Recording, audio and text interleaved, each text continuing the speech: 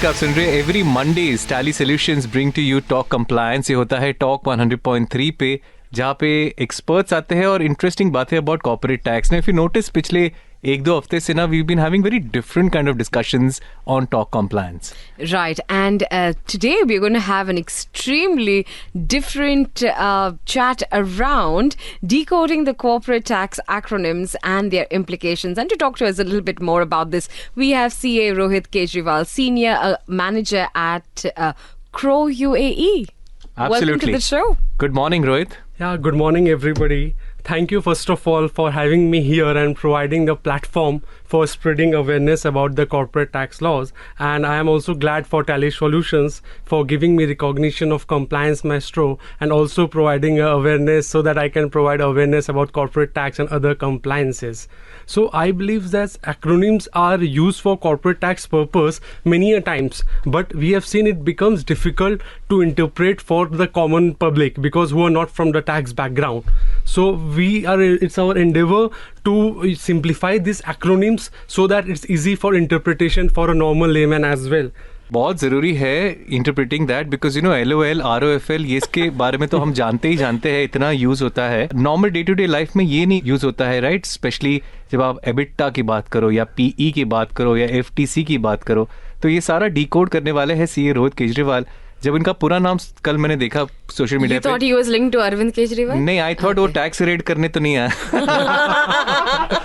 But yeah, very interesting. Now, Rohit has over 10 years of professional experience in corporate tax and international tax practice with Big Four firms.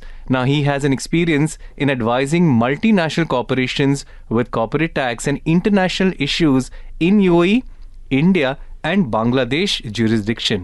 So at Crow, Rohit undertakes corporate tax impact assessment works for various clients based out in the UAE and leverages his vast experience to bring tax efficiency in the operations or structure.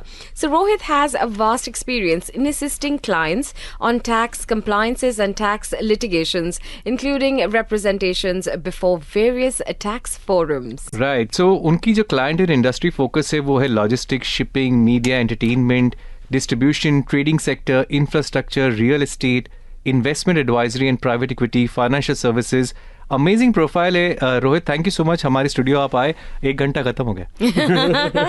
All right, so talk to us, Rohit, about acronyms, right? I mean, the moment you use a term like an FTC or a PE or any of these financial related terms, for a layman, it's over our heads. It's only understood by CAs and people of the accounting firm. What is your take on this? Yeah, I believe that acronyms are very important. It's very imperative to do any corporate tax analysis and corporate tax advisory, and we need to understand the implications in a holistic manner. So that's why, like many a times, what feels normal for us may not be feeling normal for a common public. So that's why acronyms are important to understand. And these are basic acronyms that a person, because of this new corporate tax ambience over here in UAE, every person should be aware of it so that they can understand the implications of it in their own business, in their own everyday life, because I must say that this corporate tax is having far-reaching implications not only for a business entity but also you and we might be that you would be eligible for it in due course of time. So that's Absolutely. why. Yeah, so Talk 100.3 पे आप सुन रहे हैं VS को, MD को और RK को. क्या? अब इसको डीमिस्टिफाई कीजिए. Let's start with corporate tax, CT basically. Right. Corporate tax is CT, Right. सब CT बोलते हैं. Correct. Value added tax को VAT बोलते हैं. Correct. तो सब उतना अंडरस्टैंडिंग है. Right. Now let's move on to FTC. Now Right. FTC का क्या है full form? FTC stands for Foreign Tax Credit. So it is covered under Article 47 of the Corporate Tax Law, which means that if any, अभी क्या होता है, कोई भी अगर रेसिडेंट कंपनी हो UAE में, जो UAE में incorporated हो, but it earns global income, so for it every global income would be taxable over here. Not only income जो यहाँ से आ रही है UAE में, but also income that it derives from outside UAE will be taxable in UAE. So this is a very new thing. Like if you are sitting out here as a company, Right. but you are earning any income outside UAE, like in India, in Saudi, you'd be taxable for that income not only in Saudi, India, but also in UAE. But which income are we talking about? Any sort of income, might be you are earning consultancy income, you are earning dividend income, any kind of income. So that all will be taxable over here because why? You are a resident in UAE.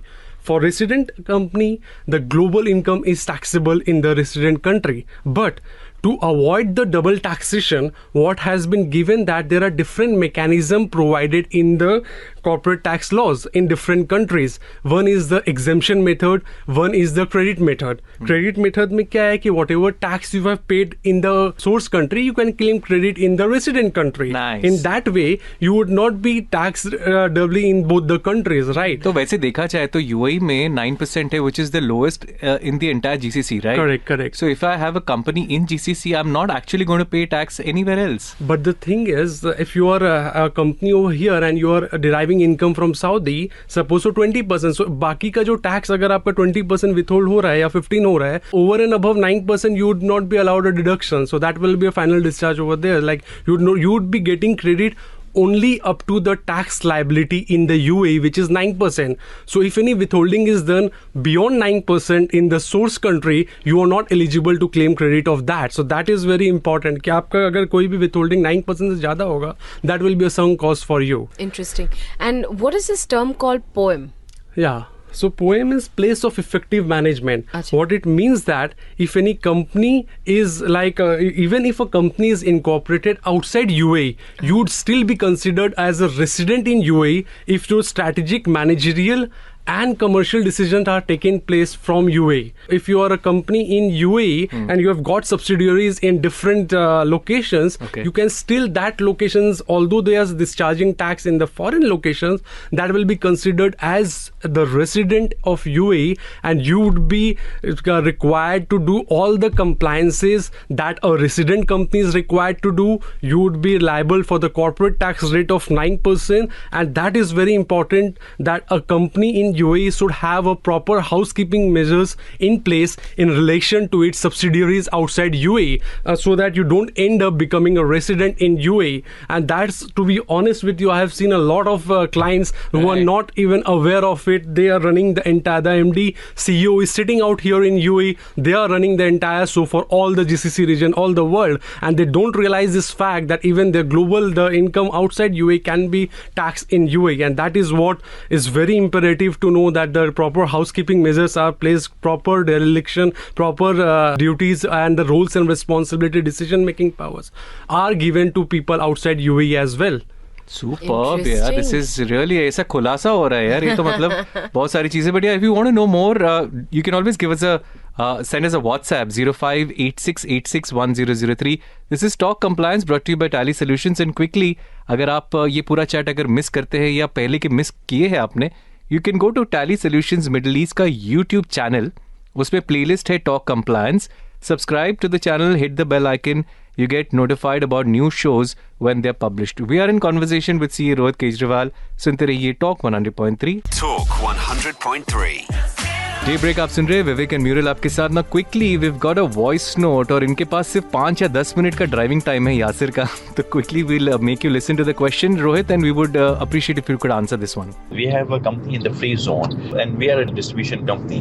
So for example, if we are receiving an order from Saudi Arab and our manufacturer in Europe, he is directly sending the goods from Europe to Saudi Arabia, and we are receiving the money here in UAE. So will it fall under the corporate tax? I mean, will it fall under the income which is being rated at 9%? And second question, that for example, if the same goods are coming in UAE and we are just receiving the commission on that, so again, will it fall under the corporate tax? And please answer me on both of them. Thank you. Yes, होना चाहिए answer. CA Rohit Kejriwal. Yeah, I would just like to add over here, like as per Ministerial Decision number 139 of 2023, the distribution of goods in or from a designated zone is a qualifying activity for a free zone. So if you are a free zone entity and you are distributing goods only from a designated zone like a Jebel Ali, then only it will be subject to 0% tax. Otherwise, you will be subject to 9% tax. Now, DMCC is not a designated zone. Jebel Ali is a designated zone. But the question over here is for the high sea sales, where the goods are originating from one country and going to another country. Now, this particular aspect has been covered in the public consultation document that has been released by the Ministry of Finance, providing the taxation for the free zone entities. And therein, one of the example has been cited that if you are carrying out housey sales even from a designated free zone, not free zone, you'd be subject to 0% tax rate. So now we are required to see, we expect that a ministerial decision would be soon be released in this aspect, because this is just a public consultation document which has captured the example or the issue of housey sales, but there is nothing on records, and we have just time to see as to whether that will be classified or not. Because if you go by the decision, it's written the distribution of goods should be taking place in or from the designated zone, but in case of housey sales, the goods are not reaching the designated zone, it's going from one country to another country. So what is required to be seen, whether housey sales are actually captured for distribution of goods by designated zone in the decision that will be released by Ministry of Finance post this public consultation document, because this has already been submitted. All the stakeholders have provided their response to the public consultation document, so that is there. So यानी कि अब तक clarity नहीं है इस बात पे, and the thing is कि जो मैंने यस कहा तो मतलब गलत है वो, actually there is no yes. Sorry Asira, मेरे को लगा कि यार भरना ही पड़ेगा टैक्स आपको।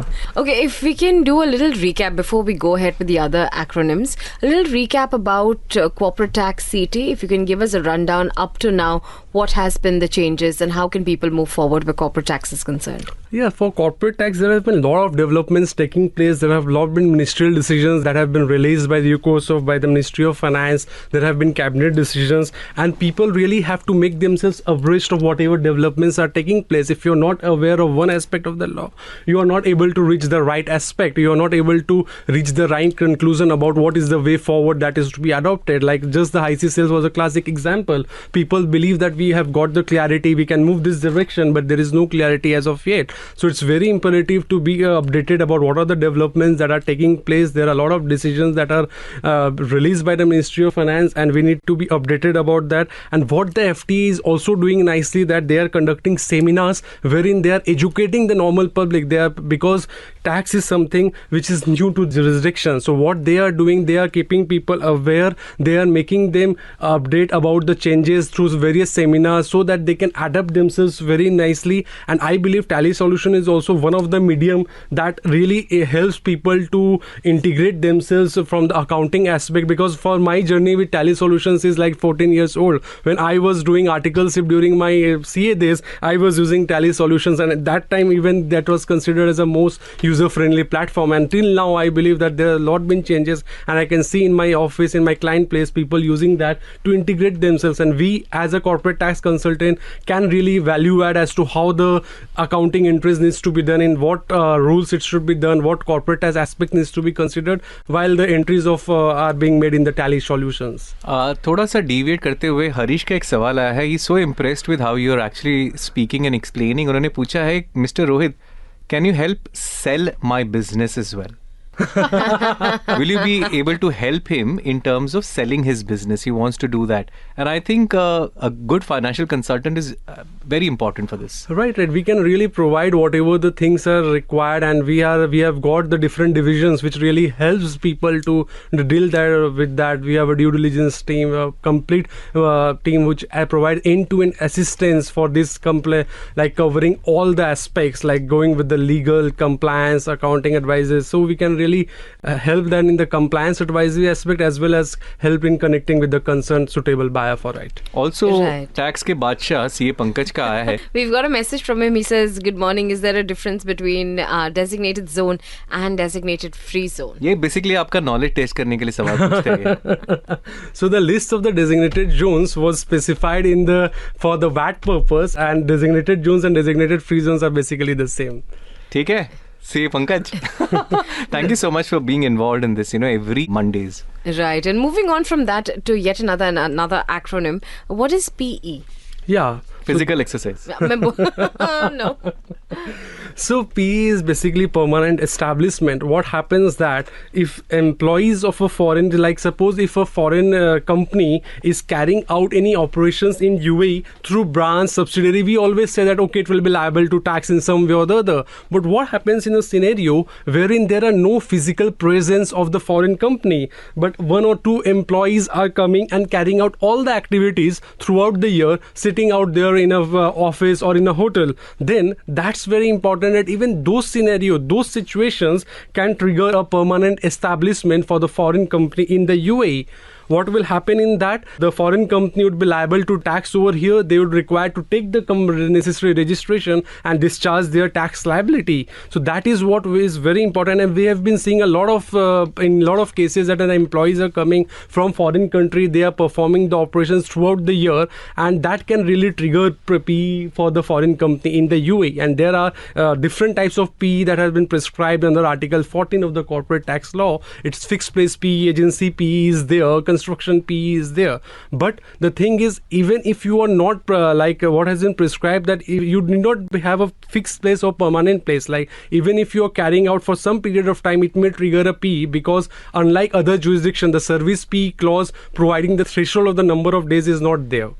So that's why a company needs to have a proper housekeeping measures in order to avoid formation of PE over here in UAE. And we've noticed that as well. A lot of foreign companies are actually having their headquarters now. आस्ते आस्ते जो France में थे वो सारे जो है उनके हेडक्वार्टर्स यहाँ आना शुरू हो गए हैं. And I think it's a welcoming change for a lot of businesses here in UAE. Right. So because of the, I believe that the tax rate, I have seen people that who are performing all the operations outside UAE, but they still seeking registration over there, they are ready to pay tax at the rate of 9%, because I believe that this particular jurisdiction provide a lot of hassle-free businesses, hassle-free way in which the businesses may be performed, which is really missing in other jurisdictions. So that is really the age that this particular jurisdiction offers, because if you go and register a company, I believe in no time you can have a registration. Correct. Unlike other jurisdiction where for the registration itself, it's a hell amount of time that really takes. Yeah. Right. We will discuss more. अगर आपके पास कोई सवाल WhatsApp कीजिए 0586861003. CA Rohit Kejriwal हमारे साथ. Stay tuned. Talk 100.3. Day break with Vivek Sanal and myself, Murul Desan. We are still in conversation with CA Rohit Kejriwal, and we are talking to him, and rather, he is trying to decode a few acronyms in the world of finance. Corporate tax. Yeah, world of corporate tax. And right now, the next one is a subject that Vivek loves the most. EBITDA. EBITDA. It sounds really scary. What is it? So EBITDA means earning before interest, tax, depreciation and amortization, and this particular thing has been used a lot by the finance professional in evaluating what is the stock, whether the stock is undervalued, overvalued. So historically it's a very important financial element to evaluate the performance or the valuation of a stock. But now for a corporate tax purpose, why it is important, what will happen that many a times a company, in order to save its tax, it will take loan from different companies, like from its related parties, from banks, in order to reduce its tax exposure. So accordingly, in various jurisdictions, as per the OECD based erosion and profit sharing project, BEPS project, there is an article, action plan 4 is there, which talks about the interest capping rules. As per that, there are different limits of the interest up to which the threshold of the interest can be deducted for the corporate tax purpose. And for there in UAE, in the Article 30, it has been prescribed the general interest deduction limit rule, which says that the amount of net interest expenditure would be deducted only up to the 30% of the taxable profit, or just 30% of the EBITDA you can claim the deduction of interest, and beyond that will be disallowed. So that is a very important interest capping rule that has been prescribed. But over here a ministerial decision 126 has been released, which provides a threshold of 12 million for the interest expenditure. So whatever interest expenditure you are earning or you are incurring for your business, that is allowed up to a limit of 30% of EBITDA or AED 12 million, whichever is higher. I would say that this particular AED 12 million limit is a very welcome move, because a lot of business enterprises would not be breaching this limit, and they would be getting relief of, they can claim the interest expenditure that has been incurred even for the corporate tax purposes. So this is a very welcome. Also, the amount of net interest expenditure which would be disallowed, like beyond 30%, that can be carried forward for a period of 10 tax periods. So yeah, that is really role of EBITDA comes up for the corporate tax purposes. Now we got a question from Madhu. हम voice note सुनते हैं और फिर answer कीजिएगा CA Rohit. My name is Madhu, and I always listen to your show every day morning when I go to office. I've just switched on this. I have a question, but I really don't know if it relates to the topic which you are doing right now, but I wanted to know, I work in a shipping company, and the scenario is that we buy empty containers from different lines which come to our yard as storage. The owners are sitting somewhere outside Dubai, and they bring in some cargo here through some lines, and they bring it to our yard as a storage. That container comes to our yard as storage, and then later on they offer us to buy the containers, and which we buy the containers. For that, obviously we pay them through bank and everything, but we are not doing any RCM for this because we don't clear these containers, we don't do anything about these containers. So what is your opinion? What should be done about this transaction? Should we create a RCM for this transaction? So RCM एक और acronym इन्होंने दे दिया है मधु ने, तो पहले हमको Google करना पड़ेगा RCM क्या होता है. So RCM is basically reverse charge mechanism, and that is generally used for the customs and the VAT purpose, and specifically not related to the corporate tax purpose over here. So RCM can also be revenue cycle management?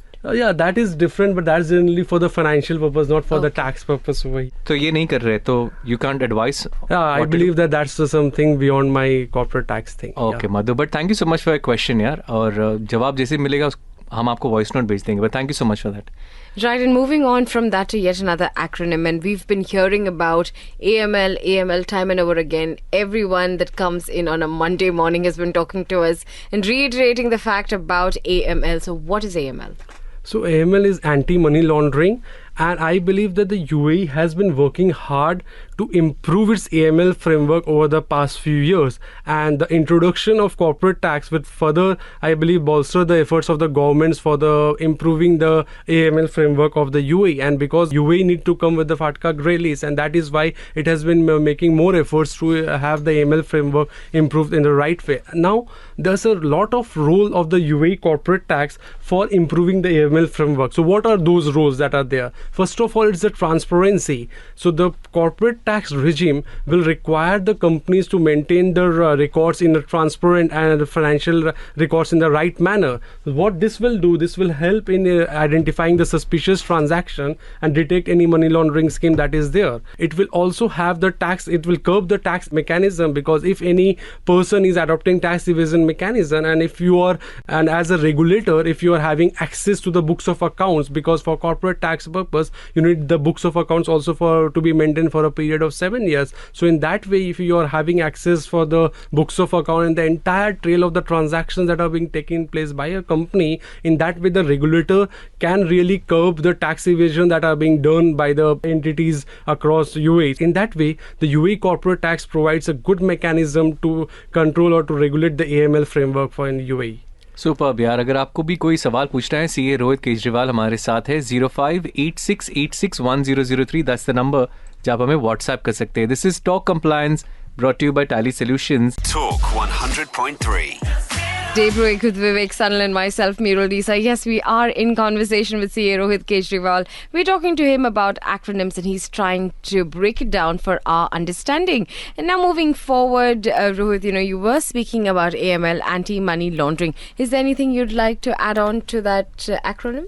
Yeah, because whenever you are doing like any transactions, even from your customers, it's very imperative to have the right AML policies within your organization, because there are hefty fines if you are not following the right AML measures while undertaking any transactions with your customers. There are specified transactions within the AML framework, and one has to be very much aware of that. And I have seen cases where a person who has not followed the right AML protocol, and they have been levied a huge penalty for that. So that's why AML is very important nowadays, given that if you are doing transactions with your customers over here. And I think real estate industry has come into scrutiny a lot regarding AML, right? तो क्या होता है basically, for example, if you have a lot of cash, you can go ahead and buy property, but the thing is you need to show the source of fund. Right. The source of income is very important as to where the funds are coming from, who are your ultimate beneficiary holders of your company. Those things needs to be checked, because and there are also specified limits limit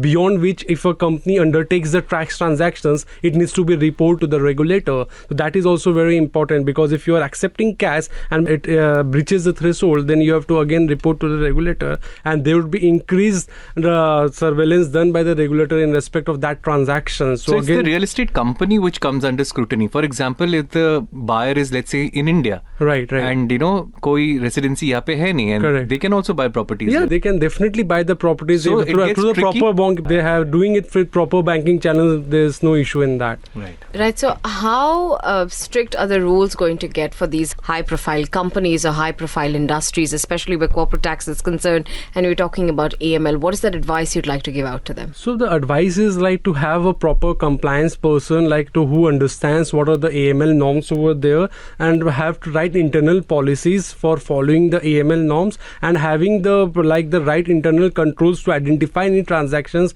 which can be suspicious and that can be reported to the regulator. Because if you are not having the right policies in place, then you can be struck in future by the regulator. So it's important that you follow the right course of action as long as the AML is concerned. मतलब जो भी खरीदते हैं आप receipt please रखिए या जो भी आप पैसे ट्रांसफर करते हैं उसके रिसीट्स प्लीज रखिए आप. कितने सालों तक? Not 1 year, 2 years. We're talking about how many years? For corporate tax purposes, it's for 7 years. 7 years. So any company, whatever you are doing, you need to have the invoice, everything. It's not recorded that you require that you need to have the hard copy. You can have that in electronic mode as well. So that is good, but you need to have the backup of all the transactions that you are undertaking end to end, so that the same can be substantiated before the tax authority during the course of assessment proceedings, so in case required. And कभी-कभार accounting standard जब आप accounting reports बनाते हैं तो कभी-कभार suspense account में भी कुछ डाल देते हैं. नाउ ये रिपोर्टिंग स्टैंडर्ड्स पे हम आते हैं IFRS पे. Right. What does IFRS mean? So IFRS means International Financial Reporting Standards, and it is very important to have the accounting standards when you are doing the financial statement, because for corporate tax purposes now you need to mandatorily follow the IFRS.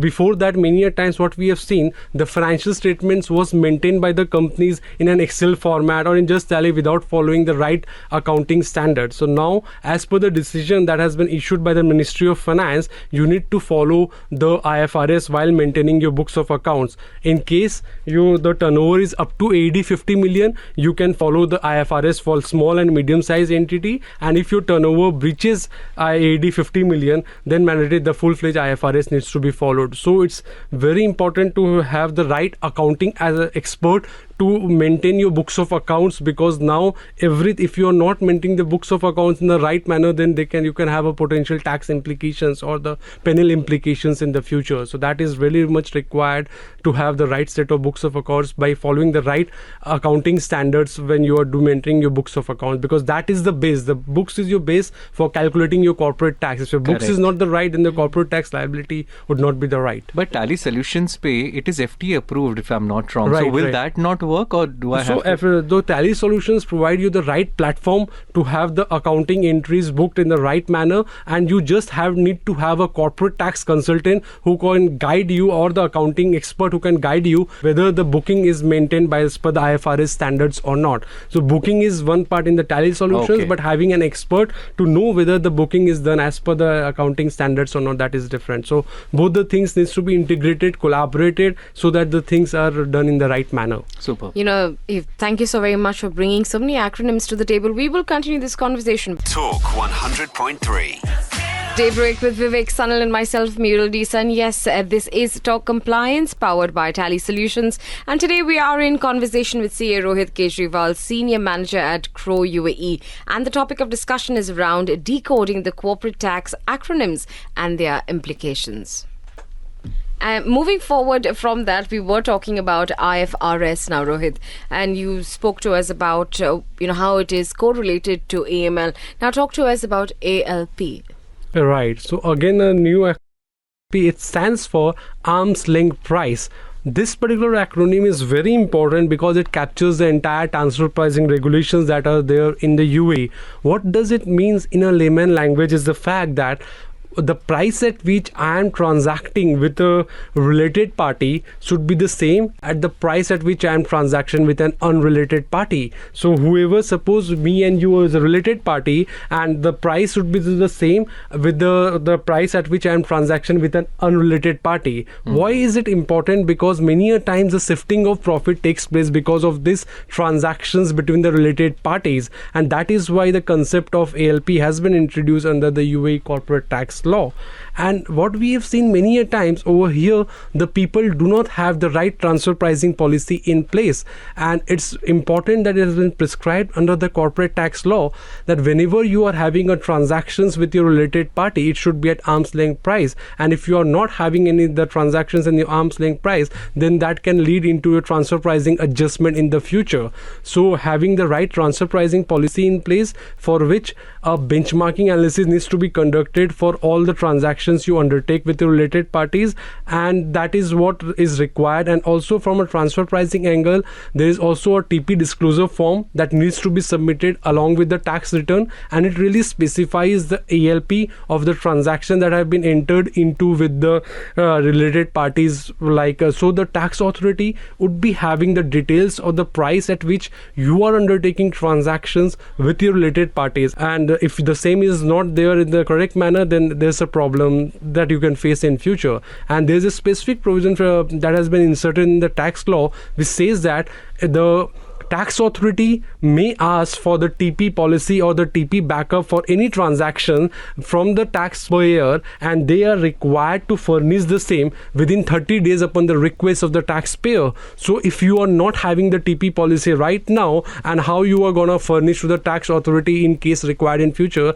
in 2 years, 3 years of time. So that is why it's very important to ensure that whatever transactions you are doing with your related party, those are at arm's length price only, and get the benchmarking analysis done, have all the review of the intra-group agreements that you have with your related parties, whether the same is commensurate with the corporate tax regulations or not, and whether any tweaking is required from a corporate tax angle so that it's streamlined from a corporate tax perspective. जब भी हम arms length price की बात करते हैं ना, तो मुझे फेमस बॉलीवुड लाइन याद आता है, कानून के हाथ बड़े लंबे होते हैं. बट ऑल्सो ये एक थ्रेशोल्ड होता है ना फॉर सम कंपनीज, यानी 50 मिलियन के ऊपर अगर आपका it applies to everyone? It applies to each and every company that is there undertaking any sort of, even if you are undertaking a transaction of 10 dirham with any of your related party, you are subject to transfer pricing regulations. The thing is that you need to have the transactions at the ALP. That is what is required. The threshold that you are talking of 200 million, that is in respect of the TP transfer pricing documentation. So that is a local file, master file that you are required to maintain only if your threshold of the turnover breaches 200 million. But that has nothing to do with the transfer pricing policy. In India or other jurisdiction, as you have said, that there is a threshold beyond which a transfer pricing thing would be applicable. But over here, we do not have such kind of threshold yet, and it's applicable for any transactions with your related party. But we are expecting some decisions in this respect, wherein a threshold may be prescribed in respect of transactions that you are undertaking with your related parties. Is this mainly predominantly for family-owned businesses? So this is for each and every entity, because it's very important for family businesses as well, because they have got relatives who are doing different transactions. But even for global entities who have got entities elsewhere in the world, so and they are related, having a common shareholding, common this ownership is there. In that way, you need to do that. That is also impacting them as well. Not only the family office, to entities across the world who are doing transactions with their related parties, and who are related parties having ownership of more than 50% or a common control is there. So there are different respect of what is related parties who are there, that is defined under the corporate tax law. Right. And Rohit, what according to you is withholding tax? Because the acronym for it is what? Yeah, so WHT is the acronym for the withholding tax, and presently a 0% withholding tax has been prescribed under the UAE city law.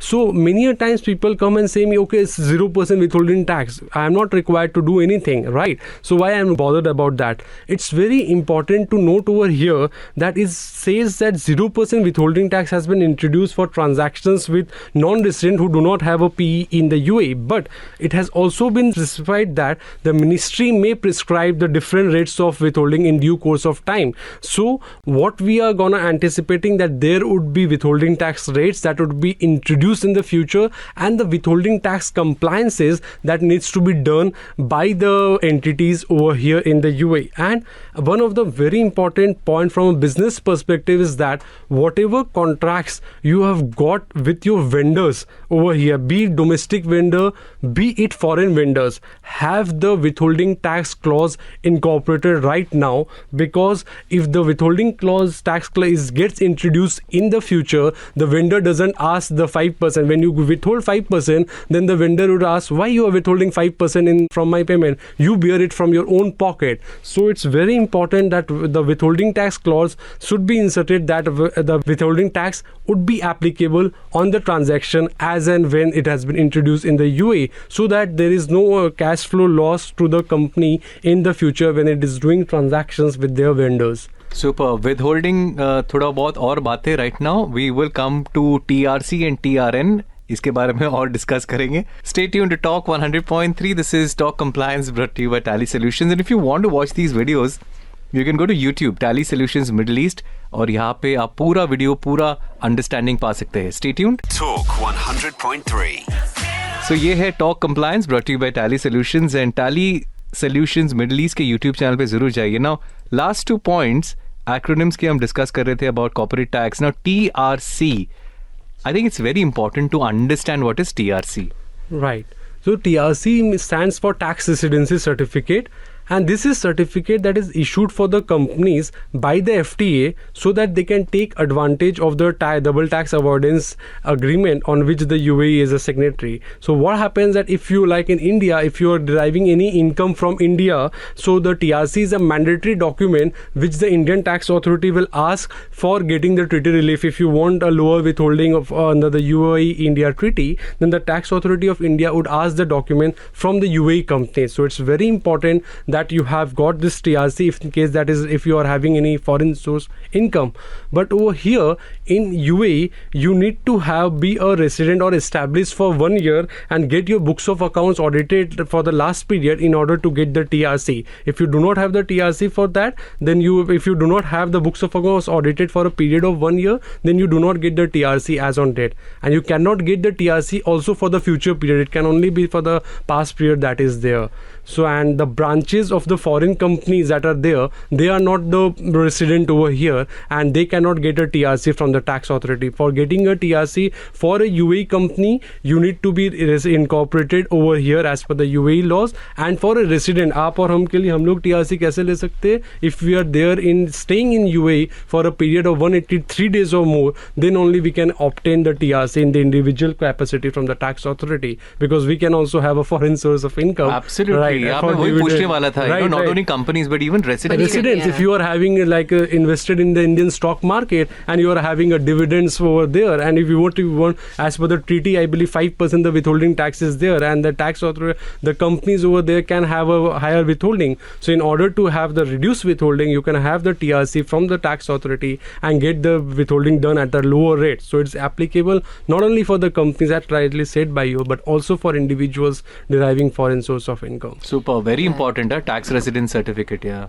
And what about TRN? Now, so TRN is only for a parent company, or should individual companies who form a tax group also attain a TRN? That's very important question. Like TRN is the tax registration number, and this needs to be obtained by each and every entity over here in UAE. There is a lot of misconception going on that only if your revenue is breaching 375,000, right, if your profit is breaching 375,000, if you are having 3 million million turnover, then only you have to get yourself registered. The thing is not that. If you are a company incorporated in UAE, irrespective of the threshold of your revenue or your profit or relationship, you need to obtain the tax registration number, and the tax registration number is different from the VAT number that is there. So if you have got a VAT number, then even you have to obtain this TRN tax registration number from the tax authority.